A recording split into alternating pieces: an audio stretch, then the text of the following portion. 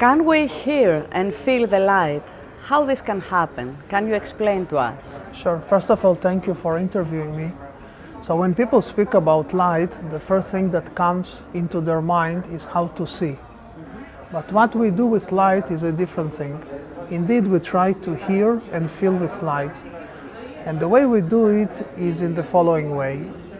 What we really do, we analyze light which is backscattered from people, from the tissue of the people.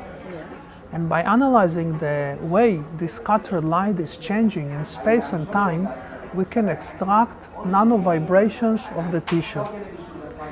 Now, vibrations is something that people usually associate with something mechanical. But the resolution at which we can analyze vibrations is nanometric. 1 nanometer is the size of a molecule.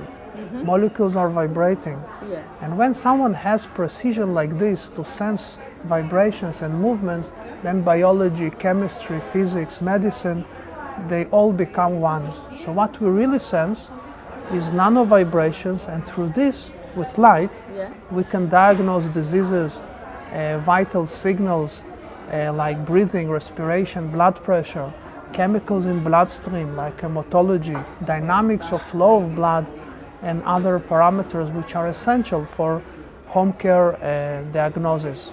Yeah, this is very interesting. So, a laser-based detection technology can have many other use, especially for older or lonely people, or for people who haven't easy access to medical care. That's what you say.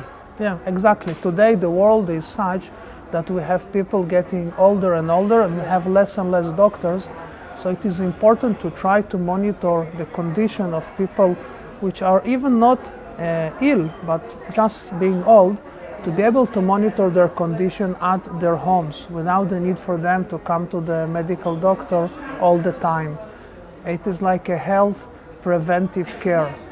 And this is what a sensor based on this technology that I told you about could allow. You could buy a small portable consumer sensor that will be placed at home and allow people to monitor constantly their medical condition, to diagnose their diseases, and only when there is a problem through a telemedicine center to announce the medical doctor that there is a problem, and only then they will go to the doctor, not before that. Yeah, this is really useful. What's your next goal? Can you tell us something about it? So I work in various fields related to optics. We do a lot of research that can allow people with various visual problems to solve those problems.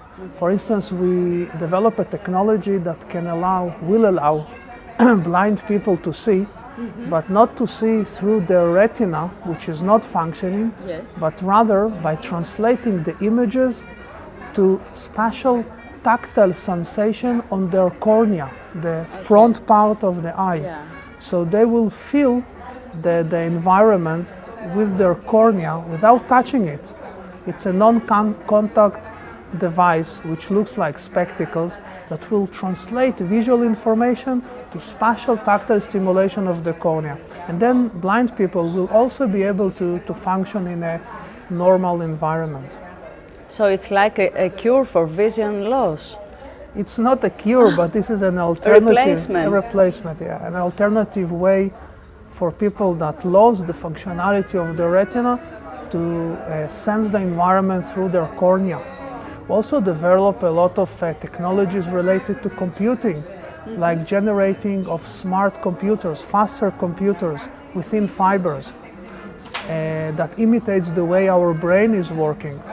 So it can also improve the amount of information that could be processed per unit of time. We develop smart closings that without tight contact will be able again to monitor at home the medical condition of the subjects that are wearing those closings. We work on technologies that can allow to improve resolution of the images that we can capture, not to see, even for microscopy, not only for medicine, to see better than what the laws of physics can define. So a lot of different directions. Yeah, indeed. And when do we expect to see them in real life? Yes, so I'm a faculty member at the university. My prime goal is to do research. but I'm in the Faculty of Engineering, and the research I'm doing is a very applied one. And there were a lot of technologies that were patented and later on commercialized to various startup companies.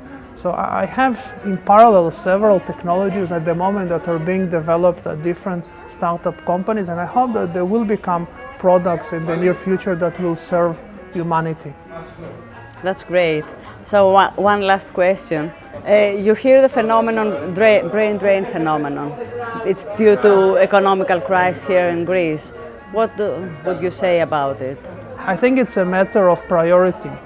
The local government needs to give higher priority to education and to research. In Israel, there was a brain drain a few years ago, but then, and a lot of scientists went to other places, but in the last few years, many new positions were opened. So it is important to invest in research and education. Even if there is a crisis, it is eventually a matter of properly prioritizing the same budget that one has. I think it is a solvable problem.